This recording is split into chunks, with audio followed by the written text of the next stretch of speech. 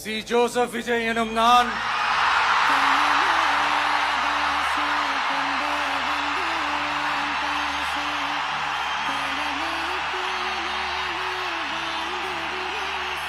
சட்டப்படி அமைக்கப்பெற்ற இந்திய அரசியல் அமைப்பின்பால் உண்மையான நம்பிக்கையும் மாறா பற்றும் கொண்டிருப்பேன் என்றும் இந்திய நாட்டின் ஒப்பில்லாத முழு முதல் ஆட்சியையும் ஒருமையையும் நிலை நிறுத்துவேன் என்றும் தமிழ்நாட்டு அரசின் முதலமைச்சராக உண்மையாகவும் உளச்சான்றின்படியும் என் கடமைகளை நிறைவேற்றுவேன் என்றும்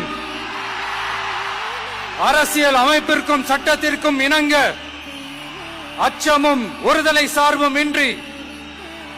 விருப்பு வெறுப்பை விலக்கி பலதரப்பட்ட மக்கள் அனைவருக்கும் நேர்மையானதை செய்வேன் என்றும் ஆண்டவன் மீது ஆணையிட்டு